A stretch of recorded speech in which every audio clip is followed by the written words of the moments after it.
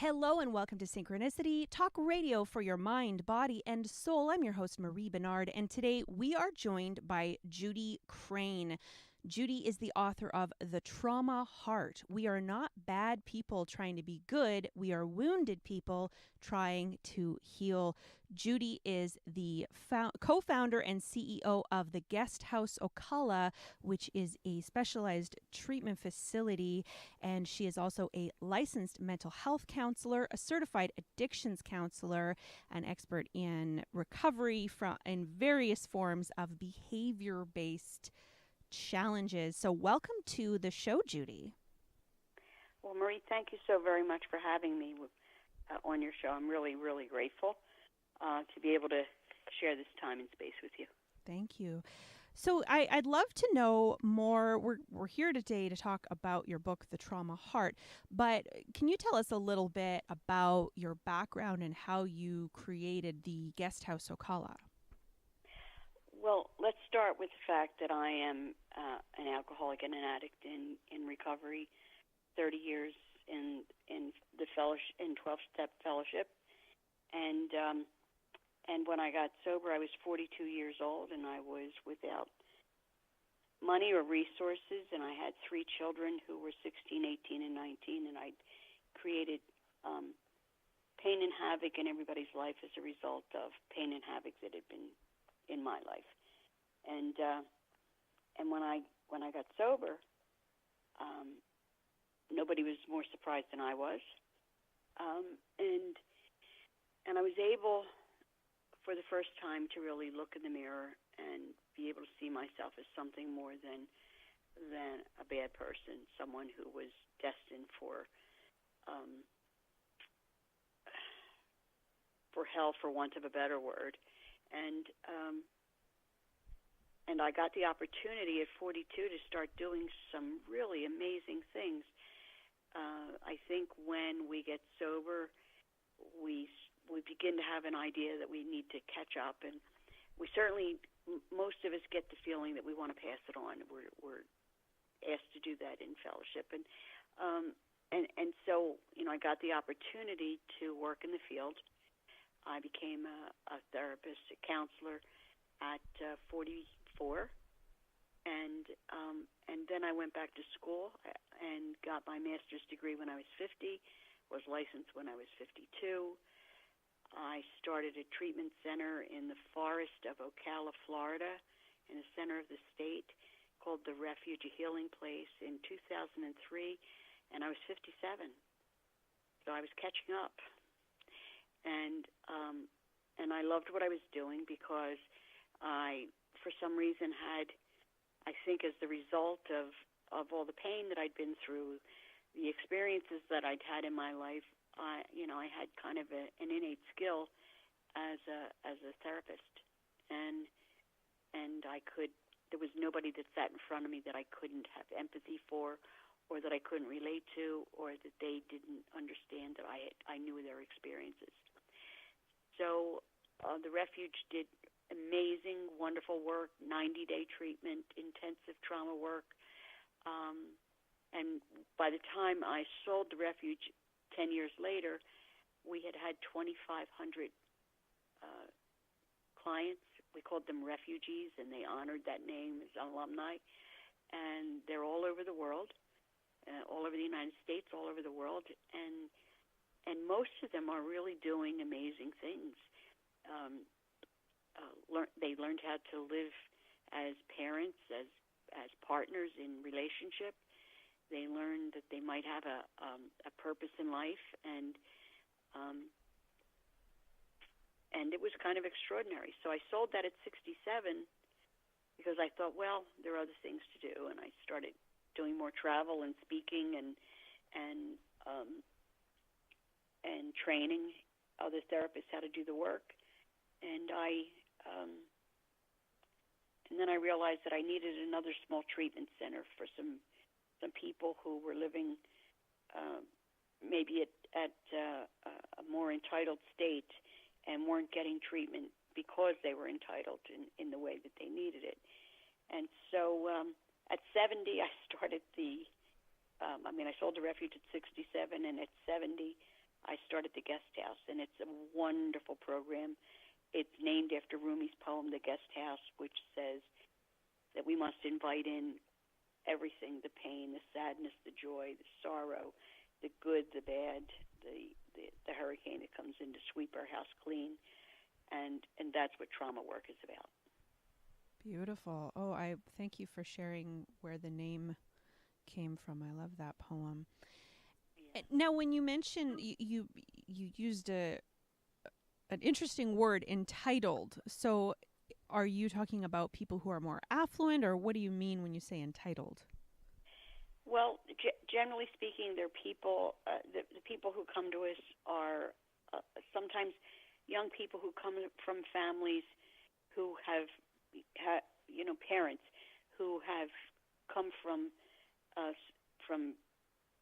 small means and built businesses or careers, and they've attempted to raise their children without a lot of pain, and in doing so, without meaning to, with the best of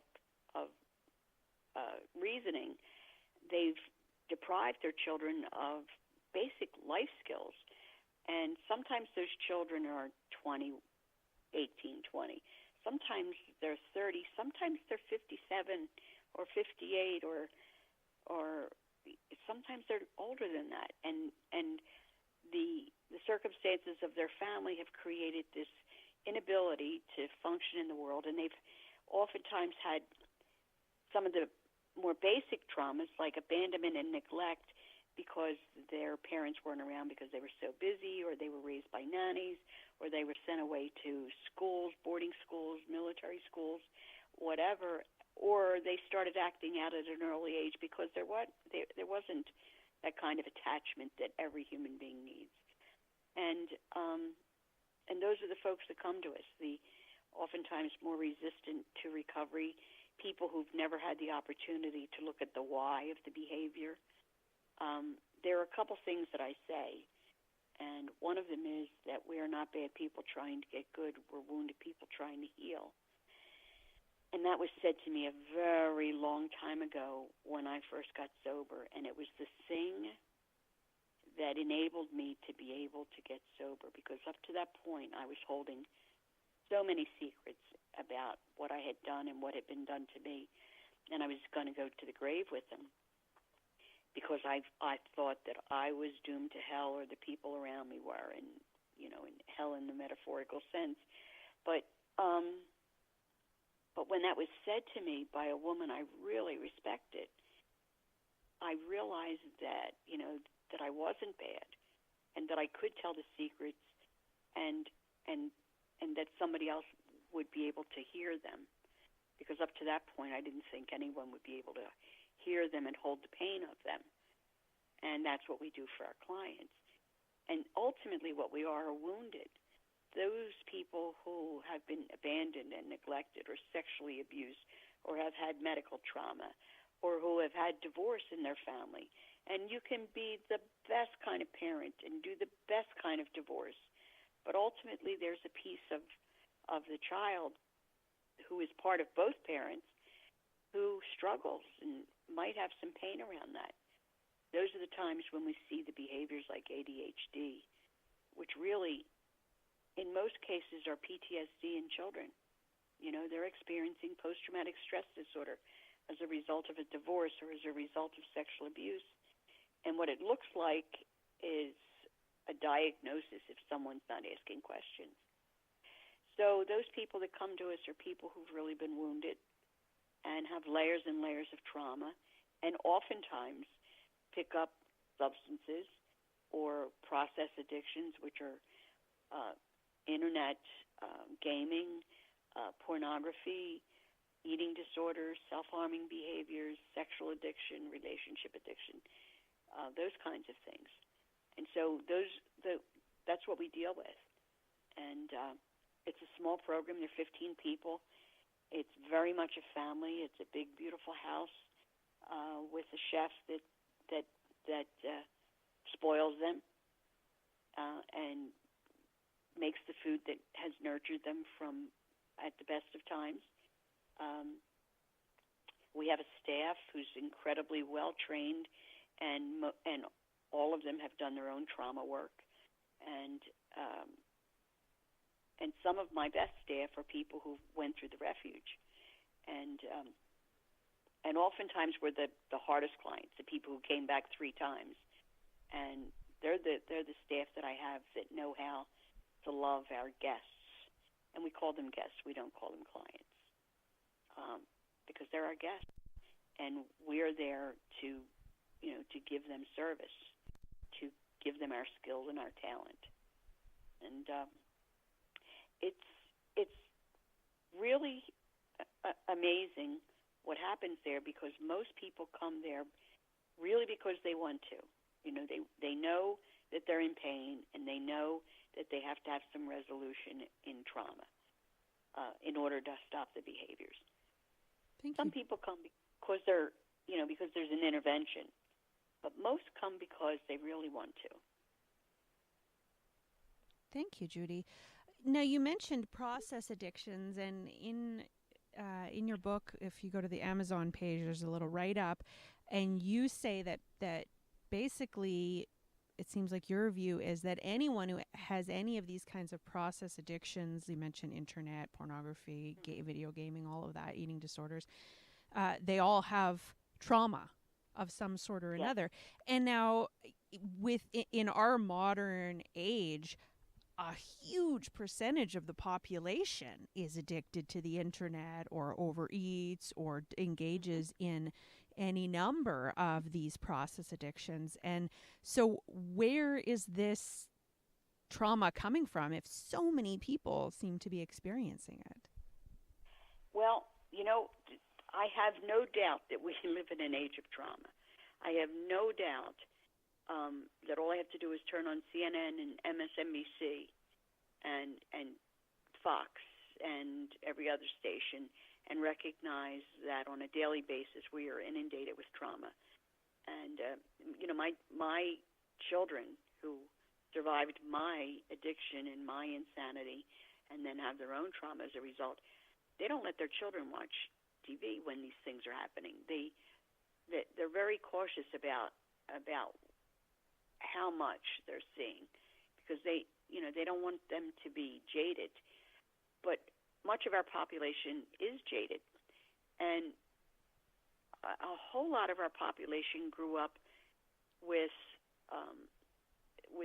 2 parents working and being latchkey kids. A whole lot of our population have attachment issues because their parents are not emotionally available. And if we don't get the gaze of our mother's eyes, and then, that reinforcement of what a good relationship looks like, we don't know how to have relationship, and that becomes traumatic. And there are so many people with medical issues. There's just, we pick up those tools, the iPhone, we pick up the various games, and our brain is immediately addicted. Now, is everyone who picks up the gaming addicted? I mean, a trauma survivor? Maybe not. Maybe not. But for the most part, what I've discovered is the behaviors always make sense when you unravel the trauma. And when the behaviors become destructive is when we're having to look at them.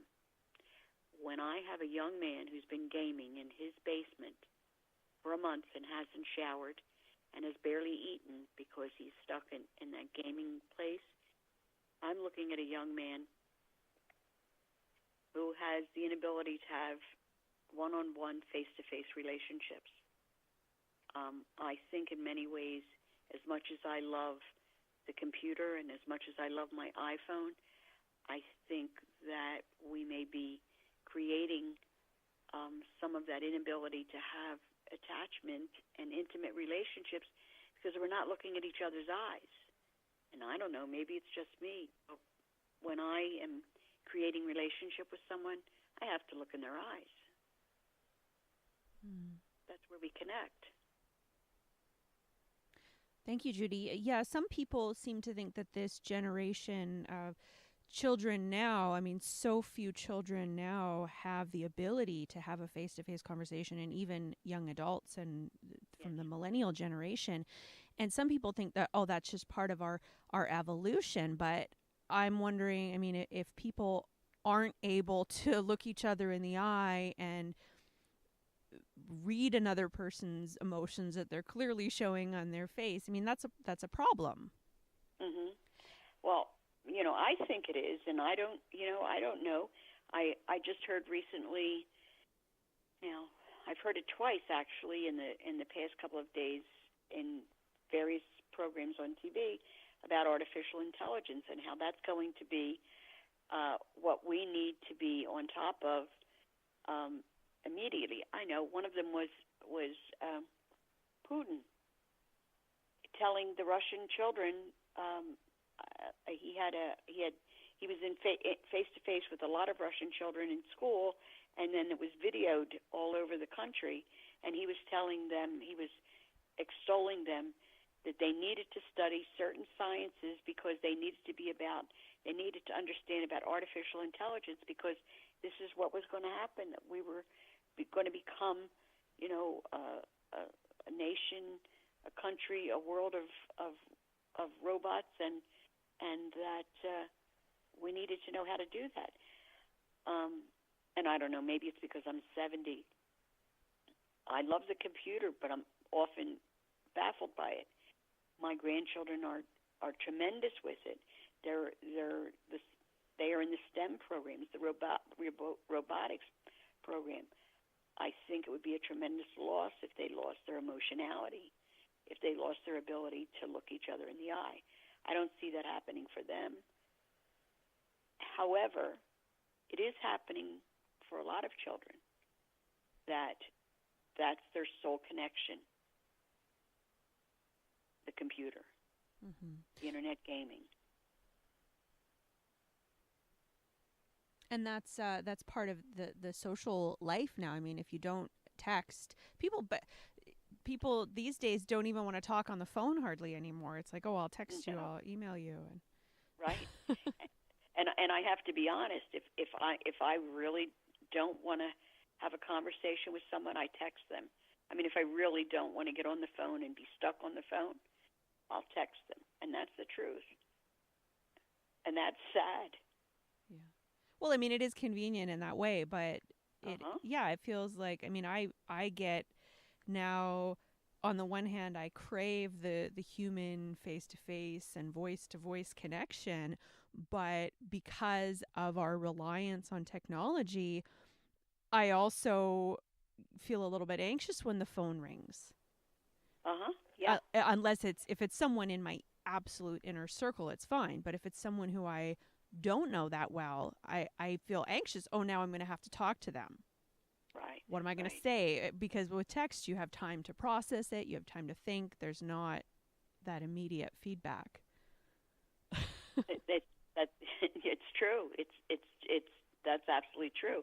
It's also the place where, when we're texting and when we're emailing, except for emojis, we would really struggle with telling people what it is we're really saying, because when you're texting and emailing, it can be deceptive into what you really mean.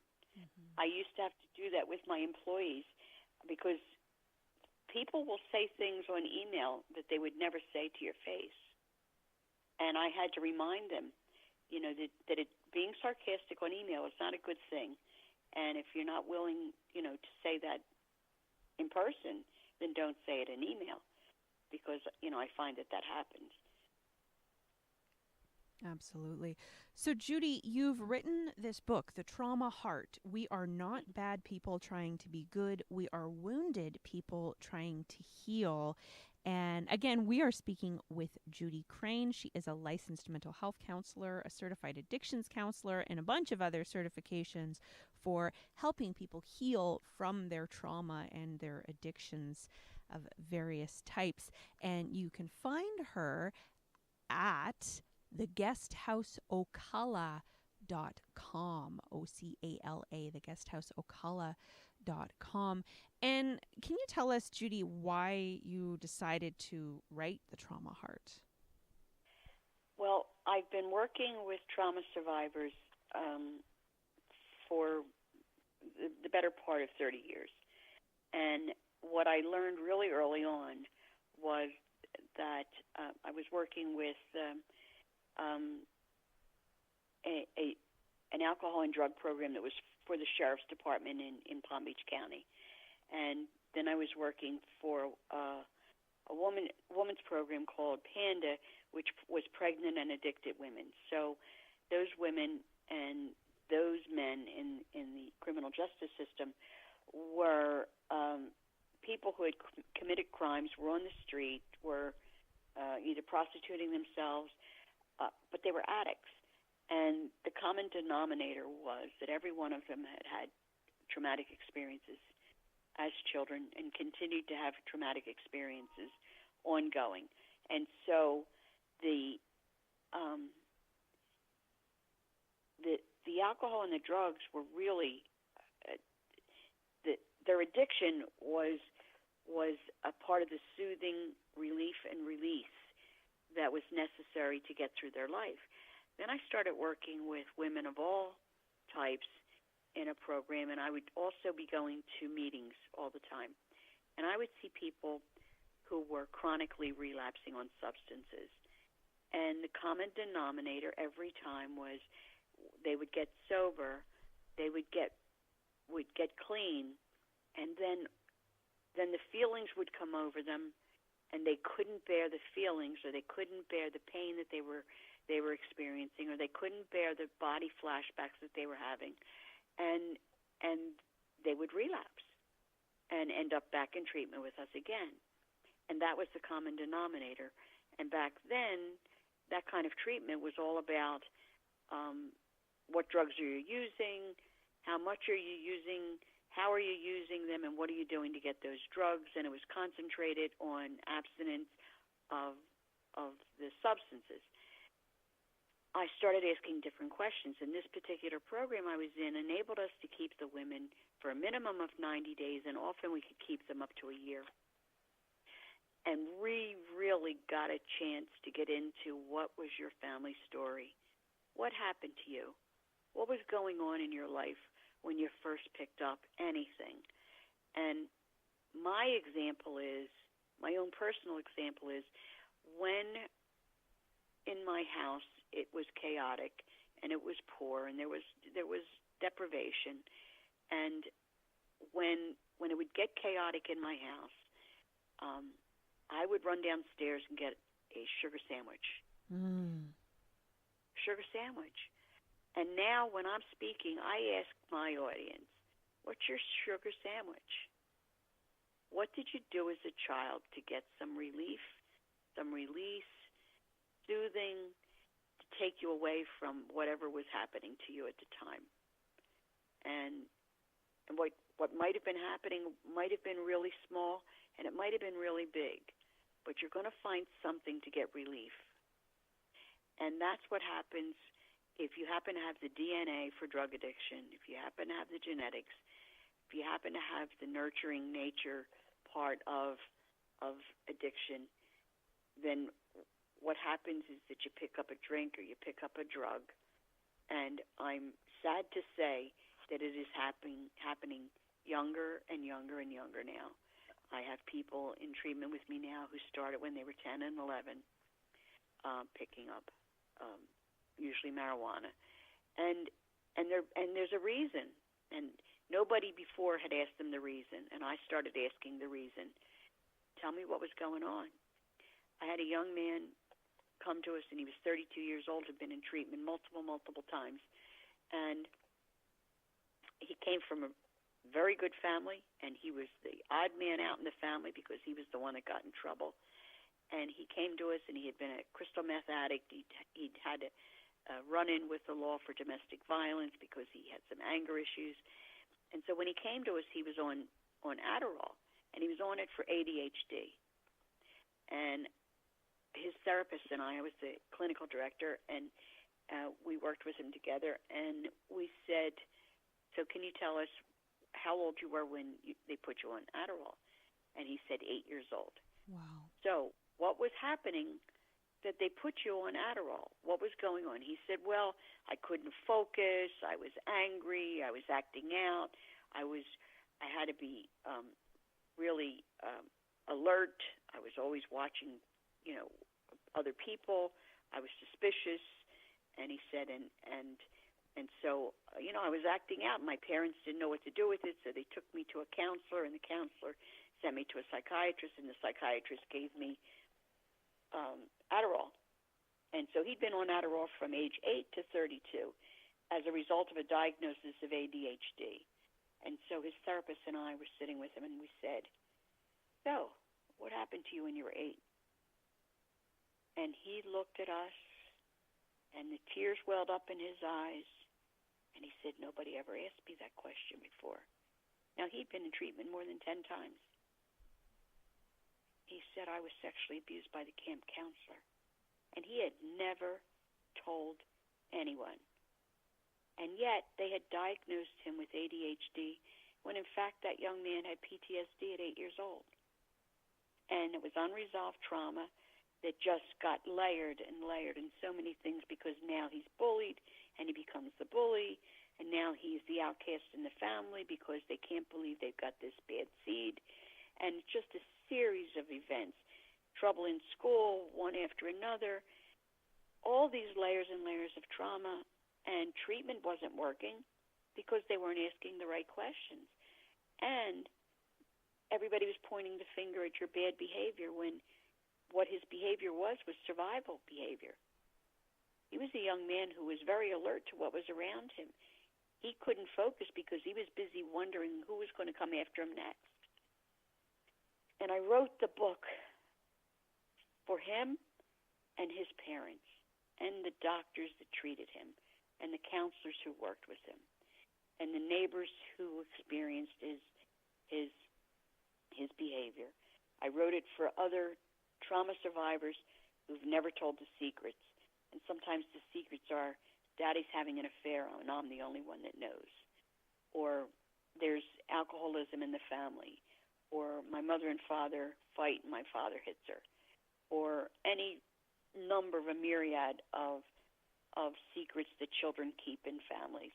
And that is something that is an enormous betrayal to a child, to have to keep the secrets, because they keep it. They keep it till they're, until they get to us and we ask, what secrets are you holding? And you'll see that that's the first chapter, Secret Keepers. But I wanted people to understand that the loved ones around them, that they look at and think there must be something wrong, there must be something bad. I want them to understand that they're not bad, they're wounded, and I want them to understand that there's a solution, and that when we unravel this trauma, we can help folks to be able to find a way to find a life's purpose, to be able to finally let go of being a hostage to their trauma and to the behaviors, whatever the survival behaviors that they have. And sometimes the survival behaviors are depression and anxiety or OCD, because that's a way to keep themselves in control. So that's why I wrote the book. And the good news is I've had several family members recently email me and say, now I get it, now I understand. And so if only a couple people get it, I'm excited. Mm-hmm. Thank you, Judy. Yeah, it seems that these days, I mean, I guess every generation has their challenges and their dysfunctions. But in this time, you mentioned latchkey kids and all of that, how most households probably have both parents working.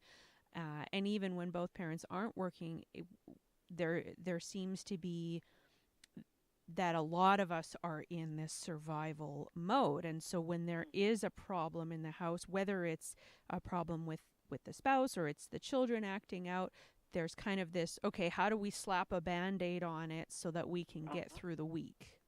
Right, exactly. Yeah. Because there doesn't seem to be the perception of having even the time to go deeper. Right. And oftentimes that's the case. We're so intrinsically busy surviving, just getting through the day, just getting to the next week, just getting to the next crisis, that we don't get down to the real bottom nitty-gritty of what's creating this. And so when we do this work, we make sure we get the families involved, because everybody is in their own PTSD as a result of one person's in the family. And the behaviors start to just emanate from all the family members. Different behaviors, but survival behaviors nevertheless. And it just occurred to me, Judy, that I bet that in a lot of families, the person with the most observable behavior is the one that gets used as the scapegoat. Well, it's this person that's the problem, when really that person's behavior is probably triggered by a parent or a grandparent or the neighbor or whatever. Exactly. Right. And often when they come to me, I tell them, I want you to pay attention. Because after they start telling their story and they start layering, what the traumas have been in their life, number one, they come to me and they said, I haven't had any trauma. If they haven't been sexually abused or in 9/11, they don't think they've had trauma. And then we start pointing out, well, bullying is trauma, or being criticized repeatedly by a teacher, that's traumatic for a child. That sets a message and a blueprint. So when we start showing those things, they're astounded. And I tell them, wouldn't you be surprised to learn that you're the healthiest person in the family? Because the acting out person is saying, yo, there are problems here. There's a lot going on. I need help in many ways, in many times. And they're the ones that go to treatment ultimately end up being the ones who help to change the dynamics in the family. And I was excited this week that I got to talk to a husband who we worked with for quite some time, him and his daughters and his wife. And his wife, unfortunately, is still active in her addiction. She gets a little recovery, and then she relapses. But he and his girls have changed behaviors dramatically. And they have gotten their life in such a beautiful, healthy, loving, spiritual place. And I had to tell him, sometimes we lose the addict, but save the family. And in this case, the family got saved. And that's not to say that the wife won't get saved. She's just not there yet. And the good news is she's 30, so we have time. But if the family doesn't do the work, it's really difficult to send that person back to the family because the dynamics are still there. The family often is still repeating the negative remarks that they might have said to this person who, ended up owning it. Oftentimes I have clients who've been told their whole life, what's wrong with you? You're just not smart enough. You're just not successful enough. You're just not good enough. And they have owned that to their core. And then we've helped them to recognize what's good about them, what's the reason that they're so special. To send them back to that without the family changing is just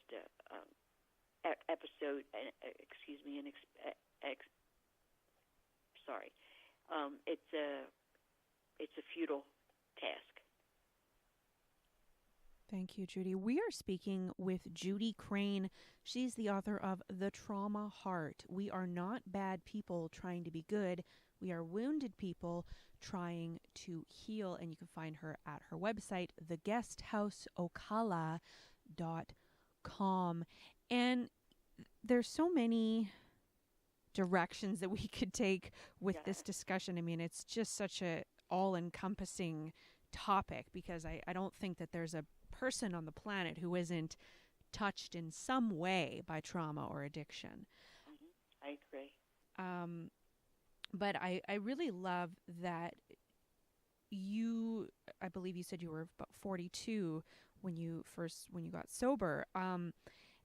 Now, so many people, myself included, like I'm in my 30s and I have a history of trauma and I haven't been as successful as I'd like because of all of these things. So we have this perception of, as we continue to get older and we continue to see how maybe how far we've come in comparison to where we were before, but we look at where we should be as far as, having a house or having this kind of career or being married or whatever our external circumstances we think we should have by a certain age. So I love that you were able to get into finding your purpose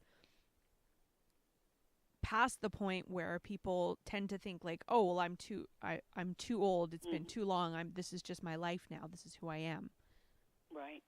I had to tell somebody today, I was doing a session today, and I had to tell somebody today, I'm sorry, I'm not going to accept what you just said. She had an extraordinary business when she was in her 20s and 30s, and so the trauma has come up and grabbed her, and she's having some overwhelming experiences with eating disorder, and so, which is very shaming, and so she's sitting in her shame, and I asked her today, so I want to know, instead of you telling me all these terrible things that you believe about yourself, your external self, tell me the good things. And she said, well, I don't know. And I said, well, let's start with you. You're a tremendously successful businesswoman. Well, but I really didn't do it. I had other people do it. I said, how smart were you to be able to hire the right people to make you look good in that business? And I had to walk her through the whole piece of that being a smart move, and that the people who came to her because she was sought after, came to her because of her. I said, that's extraordinary. And then finally I said, and I'm sorry, I'm not accepting that. And I went through my litany of 42 to 70, and I created another business at 70. I said, so I'm not accepting that because I'm not giving you any more time to feel sorry for what you haven't done yet, because you still have time. And I've said that to a lot of people, and I used to think it was a big burden that I had to start over at 42, that I had to catch up. But now I know that in many ways it's a real plus for me to be able to be the power of example to other people that you can do more, and that it's never too late. Not ever, not ever. Thank you, Judy. So your the name, the Guest House Ocala, is based on Rumi's poem, The Guest House. So maybe we can talk a little bit about that welcoming the pain, welcoming whatever it is that comes up, and being present to it. Mm-hmm. And that's our therapeutic process. We create a really safe and comfortable and inviting, loving, compassionate environment, and then we help our guests to enter the trauma. And we have a process we call titration, which means going in, coming out, and titrating is going smaller and smaller and smaller. Usually that talks about doses, titrating doses. But in this case, it's titrating experience. So we go into the trauma and we experience it, and then we go out of the trauma and we help them to experience their resilience and their capacity for their talents and their skills. And then we go, and then having filled them up with that good stuff, then we take them back into the trauma, and they can experience it. And as we're doing this, they're experiencing and building resilience, which is enabling them to go deeper and deeper into the darker part of the trauma. And it's, in order to heal from the trauma, you really have to re-experience it viscerally, sensorily, and cellularly. So we do experiential treatments of all kinds. We do body treatments. We do breath work and yoga and meditation and somatic experiencing, which is being aware of your body and knowing what's going on in your body when various things happen or various things are said. And then if, when our clients are experiencing the pain, allow them to experience it. With so many of us are not allowed to experience it. Experience it at its fullest so we can have a completion, because trauma is about fight, flight, freeze. There's a chemical, cortisol, that's released when we're having a traumatic experience. And if we don't complete that process of fight, flight, freeze, if we don't get the chance to fight back, then there's an incompletion of the whole traumatic event, and we get stuck. And we also get stuck in freeze or flight. And so when we're stuck in freeze, you're going to see those clients. We're going to see the heroin addicts that are dying at unnatural numbers at this point in time, overdosing.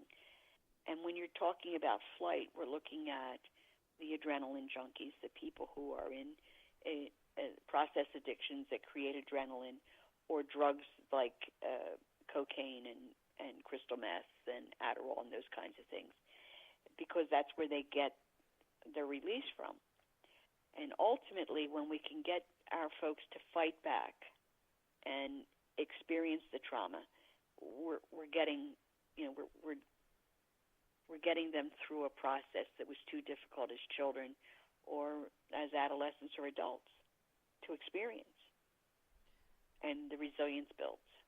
So, Judy, when you say fight back, what does that look like? What it looks like is being able to face the trauma, look at it and say, in many different ways, you don't owe me anymore. You don't owe me anymore. And sometimes it is metaphorically fighting back on a perpetrator, saying that you can't own me anymore. I won't be hostage to this trauma, whatever it is. And it's an amazing experience to watch. Now, the only reason we know about PTSD is because of our Vietnam vets. And there is another piece of the trauma work that's really important, and it's called a moral injury. And we know that because of Iraq and Afghanistan, because our soldiers were coming back with PTSD, and they were coming back with moral injury, which means when you have taken on yourself the wound and the responsibility of a behavior or an action that was taken that was outside your moral code or your moral, ethical, spiritual code. So a lot of soldiers were asked to do a lot of things in Iraq and Afghanistan that were outside their code, and they were coming home and committing suicide at terrible numbers, and they still are. And then we started seeing that with our Vietnam vets as well. Well, we see that with our trauma survivors who also have PTSD, very much like what our veterans have, because our veterans usually already have childhood trauma when they join the armed services. So when we're looking at our trauma survivors who are not combat veterans, we're looking at people with moral injury who have taken on the responsibility, the guilt, the shame, and the remorse for having been sexually abused or keeping the secrets of their family. And when we're looking at these folks who have this moral wound, this soul wound, it is much more difficult, because these are the folks that are vulnerable to suicide because they believe they're responsible for what they've done. And I don't know a trauma survivor that doesn't come in with some piece of that. Judy, it's interesting. Okay, first of all, we're speaking again with Judy Crane. She's the author of The Trauma Heart. We are not bad people trying to be good. We are wounded people trying to heal. And you mentioned the idea of responsibility and the person, the trauma victim, feeling a responsibility for what happened. And yet, in my experience dealing working with and knowing a lot of people who have dealt with addictions and various histories of trauma, there seems to be a disconnect and a lack of personal responsibility oftentimes. So, what's the difference between that lack of personal responsibility for be showing up in the world and this connection to personal responsibility for, or the fault of it being on them, that this trauma? Active addiction. Active addiction. When we are in active addiction, number one, we are capable of anything. Absolutely anything. Under the influence, capable of anything.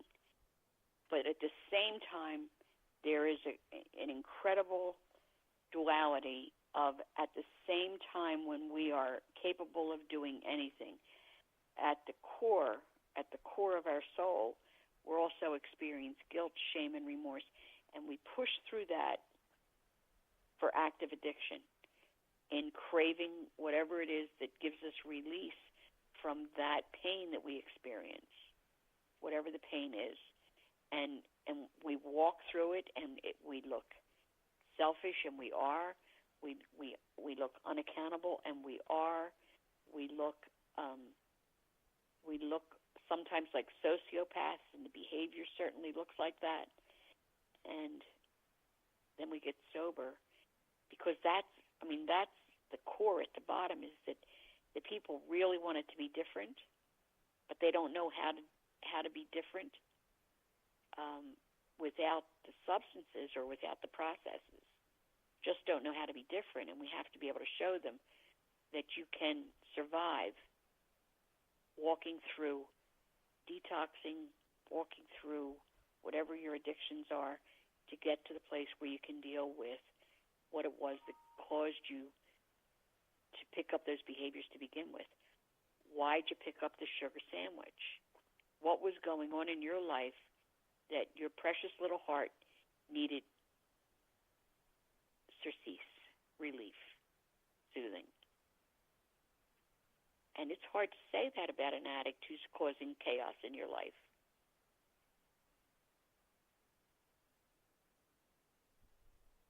Thank you, Judy. We have just a few minutes left in the show, and I'm wondering where you feel like we need to take this conversation. You know, there are so many stories in that book. There are so many stories, and they are the stories of former clients of ours. They are the stories of therapists who treated them, therapists who were trauma survivors who did their own work. I want to say this to any therapist that's out there listening. If you truly haven't done your own work, please do it, because you will do harm if you don't. And doing your own work means snotting and crying and weeping and wailing. And our clients do. If you are families out there listening to this, please help your loved one get the right help. And the right help, if they're in addiction, is not just an addiction program. It's a program that's going to look to the core of the why your loved one felt the need to use and why they can't stop. And I promise you that there's a reason. Promise you that there's a reason why they can't stop, or why they won't stop, and what kind of pain is behind that.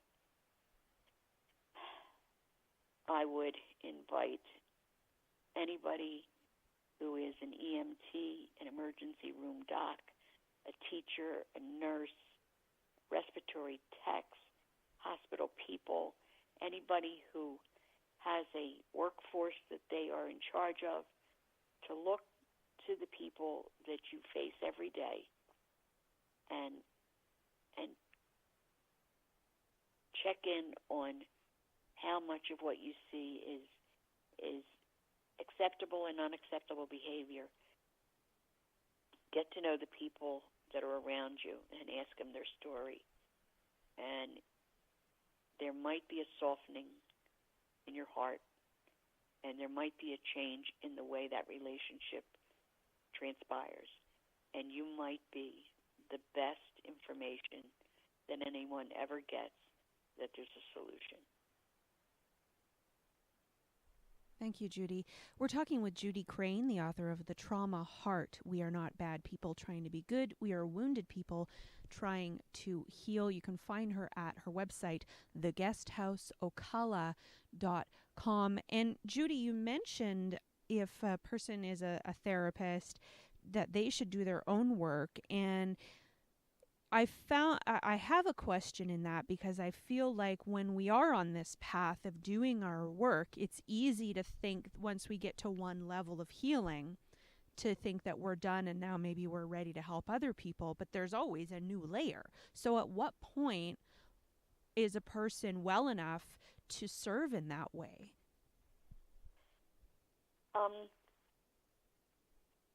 I think a person is well enough to serve in that way when they've been willing to do the beginning work, and when they've been willing to continue to do the work.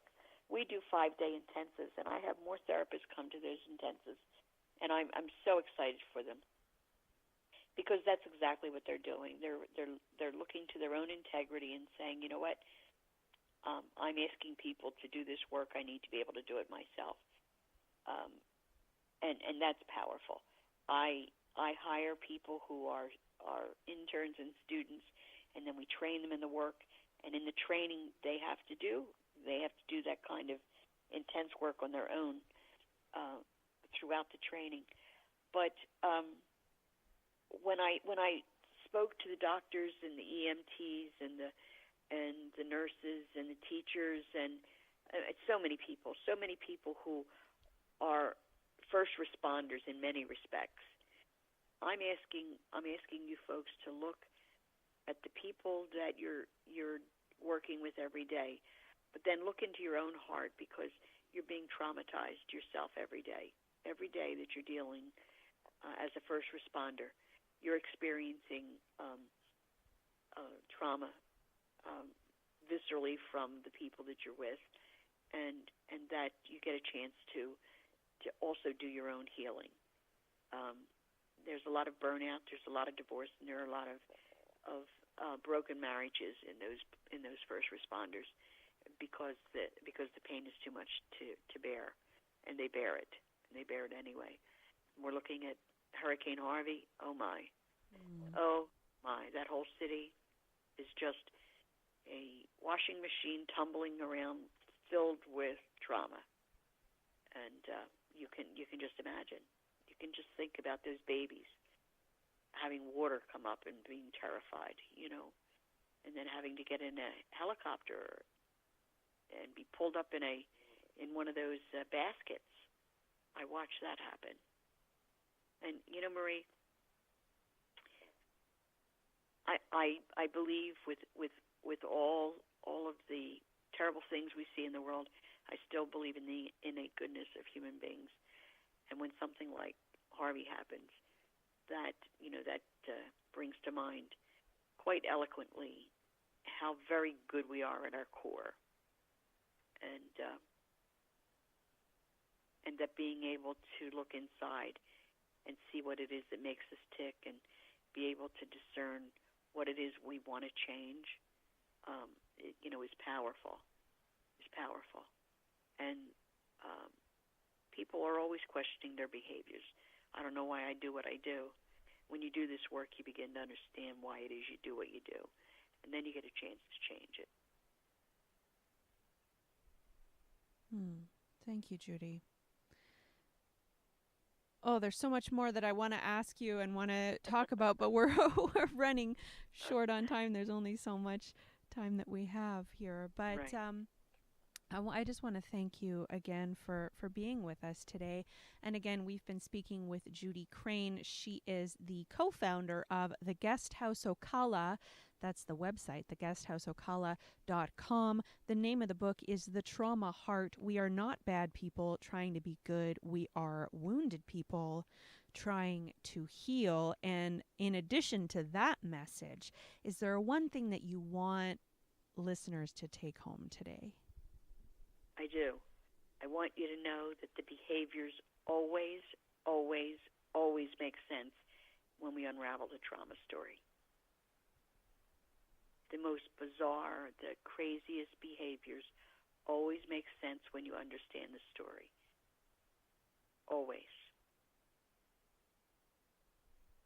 Thank you so much. Well, that's all the time we have today, so thank you to Judy Crane for being with us again. The website is theguesthouseocala.com. The name of the book is The Trauma Heart. This has been Synchronicity, talk radio for your mind, body, and soul. Thank you so much for spending this hour with us, focused on your own well-being and being a source of healing for yourself and the people in the world around you. I want to send you lots of love. Be well. Namaste.